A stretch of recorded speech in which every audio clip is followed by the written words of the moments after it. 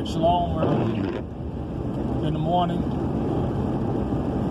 Finish a little bit more gardening, a little bit more tilling in preparation for some more plants to get in the ground. And, on my way out to the job site, finishing up, or attempting to finish up this bathroom remodel so we can start another project next week. But on this drive, I just wanted to, just speak for a moment. The condition of our people is so bad that it is mind-boggling. Whether it be spiritual, psychological, physical, people are just experiencing all types of hell, death, and destruction out there. And, it reminds me of a conversation that I had with a Moreh Shalem, I believe out in Georgia. But we were talking, and he was telling me about his experiences as a Moreh in Israel, and how grievous he is in the spirit when he attempts to counsel people, whether it's men, women, or children, or families, and they do not heed the counsel that he's putting forth. And then as a direct result, hell, death, calamity comes in their lives. And it's grievous to see. It really is grievous to see. And he tells the story of why would anybody want to be a Moreh. And he tells how he was appointed Moreh by a group of elders. And it's true. And I know that the story is true because whenever you're especially in Israel, especially with a stiff-necked, stubborn and rebellious people that we are, even more so in this wicked captivity that has promoted feminism, that's promoted individualism, that's promoted a non-tribal thought process. It has literally destroyed our minds. It has literally destroyed the minds of the people. So, why would you want to be in any leadership position? And because this is not something that you seek out, it's something that people see in you, that you have the ability to serve people. But because it's grievous, it really is grievous. I mean, I can tell you a couple of experiences that I've had, and I tell you, it's sad to see people go down the road, the perdition. And folks never think that they're going down this road. But you got to understand that your body, sorry, with this camera, your body is a barometer to the spiritual realm. And when you're experiencing all types of emotional issues, anxiety, depression, oppression, obsessions, dependency issues, your body's breaking down, you're constantly in and out of the hospital, that should tell you that iniquity is running bound in your life.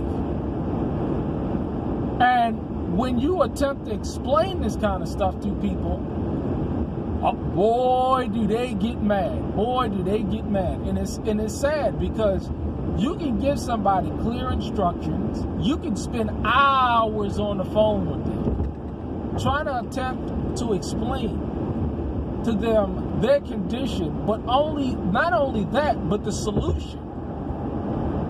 And they don't want to hear it. They don't want to apply it because the cost is greater. It seems as though it's greater than the jacked up position that they're in now. It's sad. It really is sad. I gotta adjust this damn thing. I don't use it much. But the reason why they're in the condition that they're in is because of iniquity.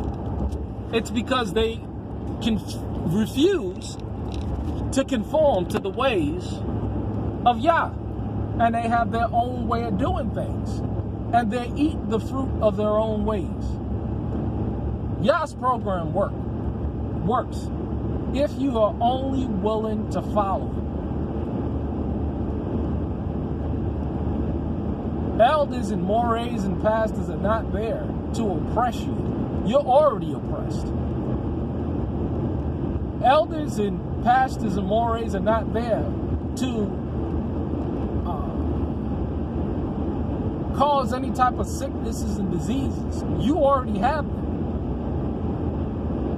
What you got men out there attempting to do is lead and guide and show you. And see, the fruit is always the mannerism of their lifestyle, because by their fruit you shall know them. It should automatically tell you who you should be listening to when you look at their life and you see fruit, you see progress, you see strength, you see vitality, you see peace, you see shalom. You would automatically think that people will say, you know what, listen here, let me do this because I see the fruit. But people love iniquity. People, they don't want to repent. They don't want to turn from their wicked ways, and they're going down.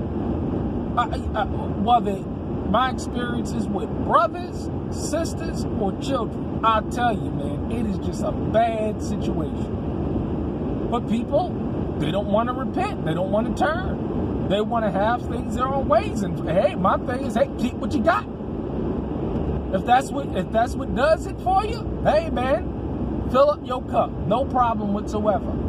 Because the number one feeling that we feel is sorrow. It's sorrow because we see the course and path. I mean, I had somebody say, well, why would you say that this person is going to end up like this? Well, why would you say? Because look at the path that they're on. Look at the path that you're on. Look at the path that all these people are on. It's sad. It really is sad. Sure, a person can't change their life around once they repent, but most people, they have no intentions in their heart to change from the ways that's causing them the pain and suffering that they're experiencing, whether it's health-wise, whether it's economic, whether it's family structure. They don't want to do it because it's going to cost them too much. It's going to cost them too much. And hey, if you like your current condition, have at it, man. Have at it. If it works for you, it works for you. Because there's only going to be a remnant. There's only going to be a few that's going to heed and hear the warnings. It talks about this thing in Proverbs. It talks about, if you despise my reproof in your day of calamity, you're going to seek me out and you're not going to find me. See, people don't know this, y'all. People think that they got all the time in the world. They got all the time in the world, and they can do what they want to do, and they can be how they want to be, and that there's no consequences. But there's always consequences for iniquity. And it shows up in your body. It shows up because your body, again, is a barometer to the spiritual realm. It shows the condition that you're in when you're experiencing all types of healthiness, sicknesses, and diseases. For those of you who get it and understand it, move with fear and get it right. Because a lot of people just simply put, they're not going to get it. Yah's not killing people physically, although that day is coming at this current time. He's killing them spiritually. They're experiencing a spiritual death. They're not experiencing that second death and that life that Yeshua HaMashiach was talking about. You see it clearly when you have the eyes to see, and when you have the ears to hear, and when you see the spiritual condition of people today. Don't be one of those people that harden your heart and turn away from his reproof and his correction. Because I'm telling you, boy, oh boy, you got some serious times coming in this country. And you are going to suffer, and your children are going to suffer as a direct result of your sin and iniquity. Get it right, because the King is coming. Shalom.